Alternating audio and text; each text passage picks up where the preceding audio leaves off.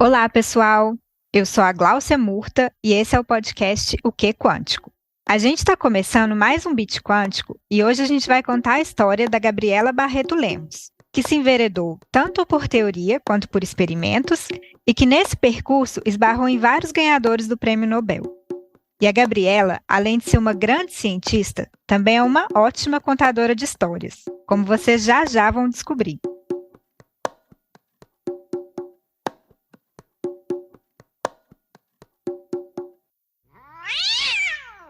A Gabriela Barreto Lemos atualmente é professora do Instituto de Física da Universidade Federal do Rio de Janeiro, mas ela é mineira e começou seus estudos na Universidade Federal de Minas Gerais.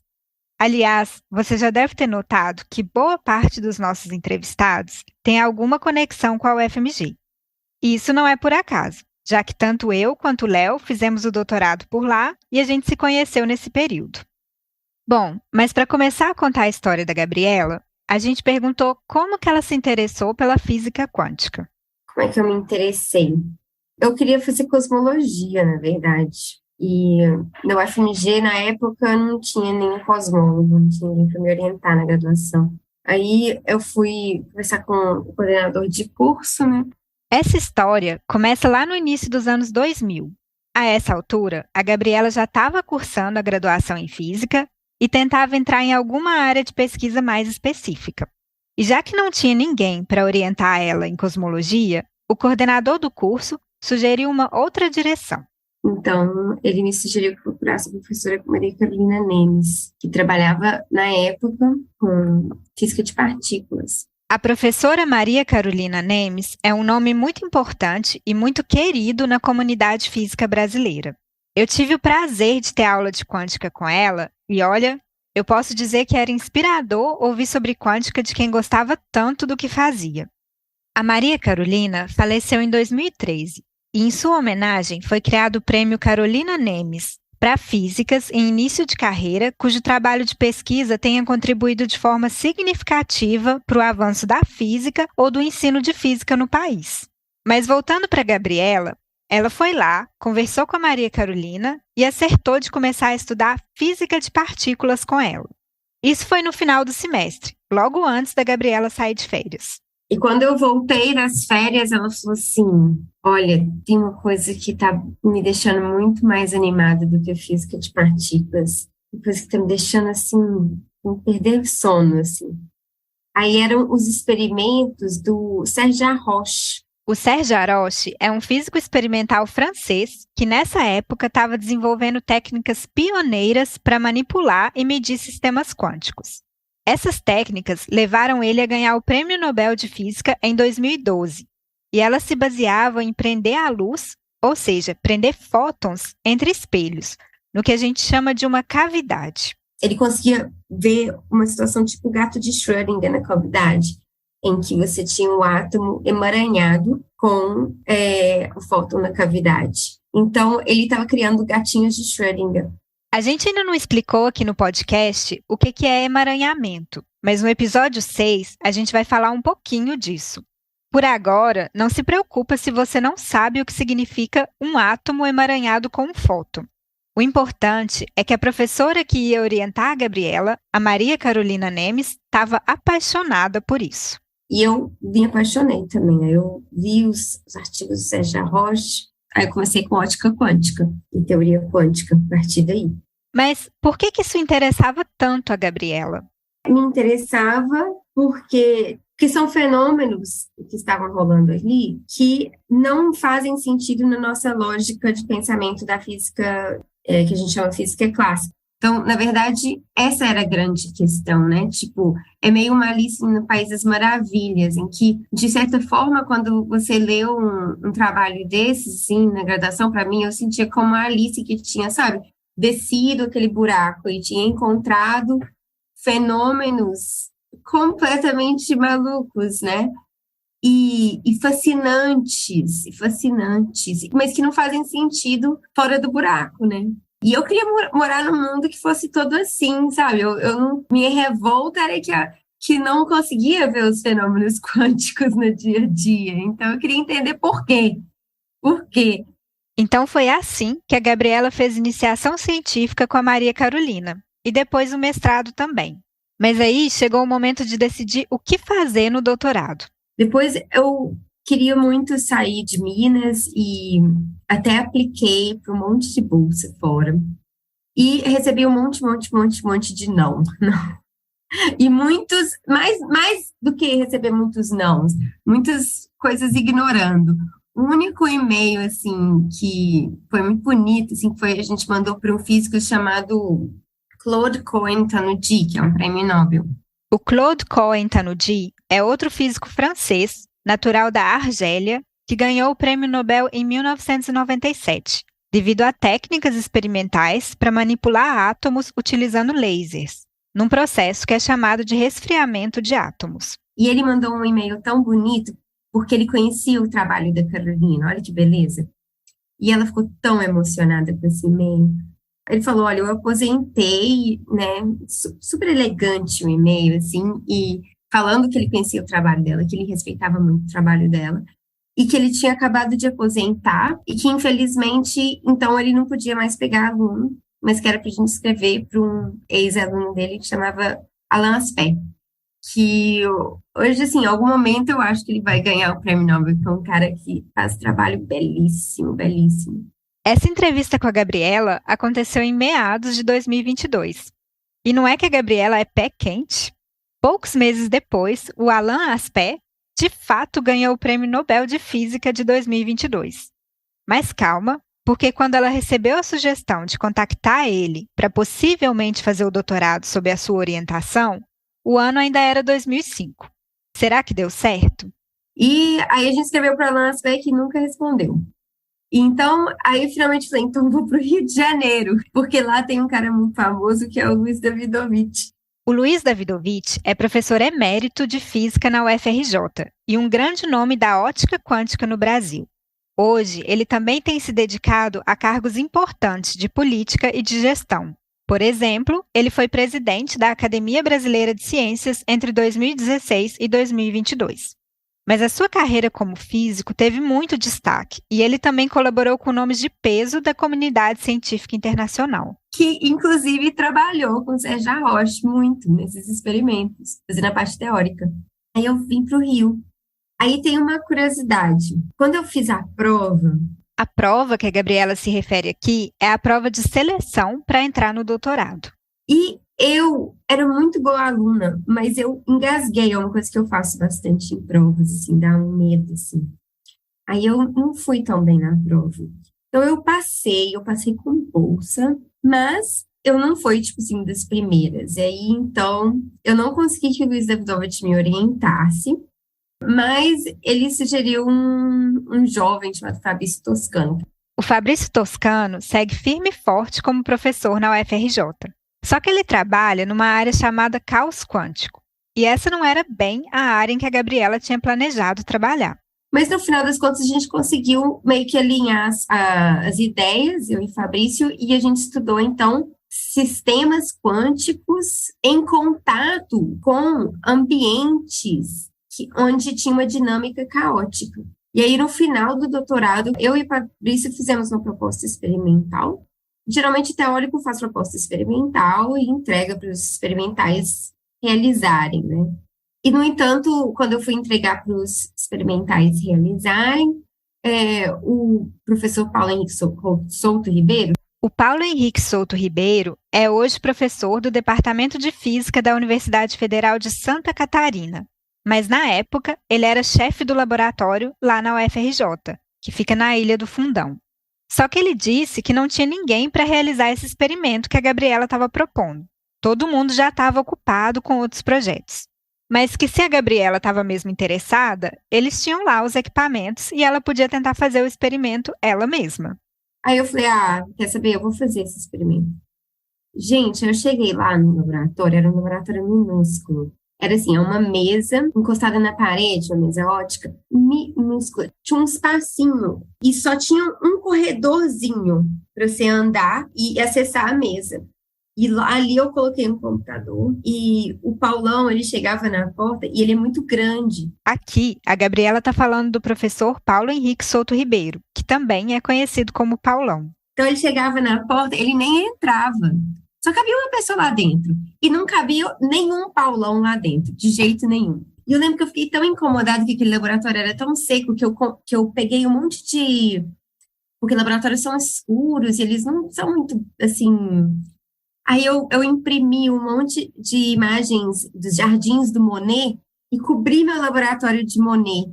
Então, era um laboratório que não tinha nada a ver com os outros laboratórios do fundão, que eram todos secos e grandes, mas sem. E eu fiz um ambiente super aconchegante ali. E aí eu descobri que experimento é uma coisa de minúcia mesmo, de fazer as coisas bem detalhadas, assim, com calma, rodando e tal. Aí eu comecei a colocar música, aí você começa a relaxar, aí você começa a fazer as coisas com calma, com paciência, pouquinho a pouquinho. E aí, o Fabrício ficava assim, Gabriela, não vai funcionar, porque a gente precisa de uma distância entre a lente e o espelho de 12,4532 milímetros. Não vai funcionar, esse sistema é caótico. Nossa, que desespero, não vai funcionar. A lente, eu falei que era uma lente fina, mas a lente tem 1 centímetro de largura, gente, socorro! Eu vou ter que mudar todos os meus cálculos. Diferente da teoria, a prática, o experimento no laboratório, é cheio de empecilhos e dificuldades que a gente nem imagina. Então, penso que não passou a Gabriela, que só tinha formação teórica. Aí os meninos aguentaram em todas as minhas histerias e Paulo aguentou também. E quase queimei os equipamentos. E eu passei, nossa, fui aprendendo, assim, os detalhes do física experimental e deu certo, assim. No final, um dos alunos do Paulão me ajudou mais com o experimento, ele entrou no trabalho, mas basicamente aquele negócio foi trancos barrancos meus, assim. E no final, o que eu aprendi é que dá certo. Surreal. Então, que aqueles detalhes lá do tamanho da lente, da distância que não está perfeita e tal, mesmo com aquilo tudo, a gente conseguiu ver maravilhosamente o fenômeno que eu tinha imaginado, né? Ver, e aquilo foi muito bonito. Aquilo foi tipo, uau! Quando saíram as figuras, ficava, que figuras lindas. E foi aí que eu fiz o meu primeiro experimento.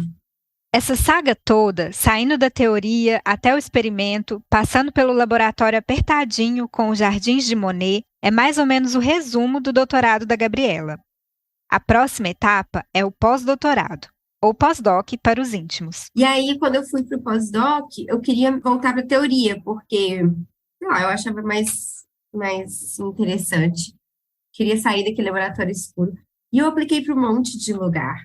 Monte. Aí, de novo, ou eu não recebia resposta, ou eu recebia um não. Aí, eu estava na Bolívia, numa viagem toscaça de mochilão na Bolívia. Aí, eu parei numa lan house, uma hora, no dia 31 de dezembro. Eu lembro direitinho disso. E fui olhar e-mail, sabe aquela coisa? Aí tinha um e-mail do Paulão falando, olha, abriu essa vaga para uma bolsa lá em Viena. Só que o prazo é dia 31 de dezembro. Isso ele tinha mandado, sei lá, dia 28, sei lá. Ou seja, dia 31 de dezembro, no meio de um mochilão na Bolívia, a Gabriela ficou sabendo de uma vaga de pós-doutorado em Viena, na Áustria, cujo prazo para se inscrever era o próprio dia 31 de dezembro. Mas como já deu para perceber, a Gabriela não é de se intimidar. Na mesma hora, ela falou para sua amiga que estava lá com ela ir tomar um café porque ela precisava se inscrever. Ou como a gente costuma dizer, ela precisava aplicar para uma vaga de pós-doutorado. Aí eu fui, apliquei. Apliquei, assim, no escuro, total, tiro no escuro. Escrevi o que eu pude lá de carta de intenção, de plano de estudo, tudo na Lan House. Depois voltei, fiz minha viagem na Bolívia, então deu certo. Deu certo porque quando eu estava em outra viagem no México... A gente está ouvindo a Gabriela passar por vários lugares. Rio, Bolívia, México. No caso do México, o motivo da viagem foi para participar de uma conferência. O meio acadêmico é complicado em muitos aspectos, mas, por outro lado, também possibilita fazer algumas viagens espetaculares de vez em quando. Então, depois da conferência, a Gabriela tirou alguns dias de férias numa praia no estado de Oaxaca. Aí eu recebo um e-mail falando: olha, a gente está querendo uma entrevista com você para essa coisa que você aplicou em Viena. Mas é tipo assim, nessa semana. Gente, eu tô em Oaxaca e tal. Não, mas tem que ser essa semana. Aí eu fiquei lá na beira da piscina com o meu laptop e fiz a chamada, né? E eram vários professores do outro lado, todos os professores do grupo de quântica de Viena, que é um grupo grande, são vários professores, né? E eu, assim, de roupa, tentei colocar uma blusa menos, tipo, esquema férias na praia, menos. Fui lá fora e fui fazer a entrevista caía. E vocês não acreditam, foi acabar a bateria no meio da entrevista. E eu tava, sabe aquele negócio que fica só pra cima, assim, arrumada, e embaixo você ainda tá, tipo, esquema praia? E eu saí com esse laptop correndo pela pousada para procurar um cabo. E deu certo. E eles me chamaram para ir para Viena naquela semana mesmo. Então, aquela documentação feita às pressas lá na Bolívia e a entrevista feita na piscina da pousada no México deram frutos. E em 2012, a Gabriela ganhou uma bolsa de pós-doc muito prestigiada para trabalhar em Viena com um pesquisador chamado Anton Zeilinger. A gente falou que a Gabriela era pé quente, né? Por coincidência, ou não, o Zeilinger também viria ganhar o Prêmio Nobel em 2022, junto com Alain Aspect, que apareceu aqui na história antes. Mas apesar do sucesso de passar na vaga, isso não impediu que ela se sentisse um peixe fora d'água em Viena. Essa bolsa eu só fui descobrir depois. Era muito prestigiosa. E eu não sei como eu consegui ela. Eu não sei, foi meio que. Porque eu não tinha o currículo para essa bolsa. Será que eles não se enganaram? Será que eles não trocaram o currículo com outra pessoa? Então, assim, eu era totalmente peixe fora d'água, assim, eu ficava, o que eu tô fazendo aqui? O que eu tô fazendo aqui? Aí depois eu fui entender, eu conheci melhor o Zeilinger, assim, que eu era tão empolgada, que ele falou, eu sei que você não tem muita experiência, não. Você vai aprender. E ela aprendeu mesmo. Depois de muito bem sucedida nesse pós-doc em Viena, a Gabriela ainda foi cientista residente na Escola do Instituto de Arte de Chicago, nos Estados Unidos, onde, inclusive, ela teve o desafio de ensinar física quântica para estudantes de belas artes. Depois, ela fez outro pós-doc no Instituto Internacional de Física, em Natal, no Rio Grande do Norte, e foi professora visitante na Universidade de Massachusetts, nos Estados Unidos. Hoje, a Gabriela é professora da Universidade Federal do Rio de Janeiro, membro da Comissão de Justiça, Equidade, Diversidade e Inclusão da Sociedade Brasileira de Física e mãe do Fidel, que nasceu em abril de 2023. Meio maluco, né? Essa história. Bom, é importante dizer que a Gabriela sempre foi ótima aluna, além de super batalhadora, como a gente viu. Mas mesmo assim, nessa fala final sobre a Bolsa de Viena, quando ela se perguntava o que eu estou fazendo aqui e se sentia um peixe fora d'água, a gente vê que mesmo excelentes profissionais podem chegar a duvidar de si mesmos. A chamada síndrome do impostor é um fenômeno em que as pessoas se sentem como fraudes, duvidando de suas habilidades e questionando seus talentos e realizações. A síndrome do impostor pode afetar profissionais em diferentes estágios da carreira. E, inclusive, é bastante comum em estudantes que acabaram de ingressar em um novo ambiente acadêmico.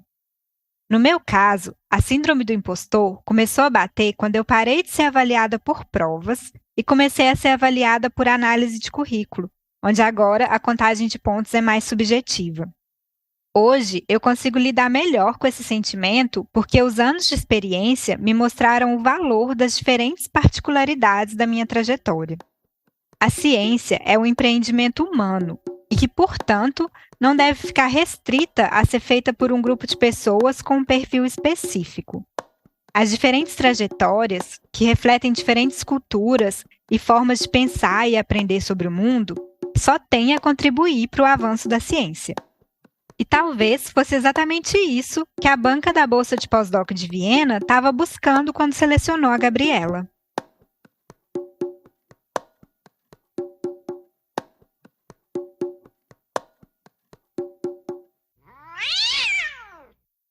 Bom, a história da Gabriela mostra pra gente que, além de trabalho duro, é importante mirar alto nos objetivos e seguir tentando, mesmo depois de vários nãos, mesmo com as inseguranças, e dar a cara a tapa mesmo. Ainda que algumas vezes a gente esteja vestido da cintura para baixo num esquema meio praia, e outras vezes a gente se sinta um peixe fora d'água.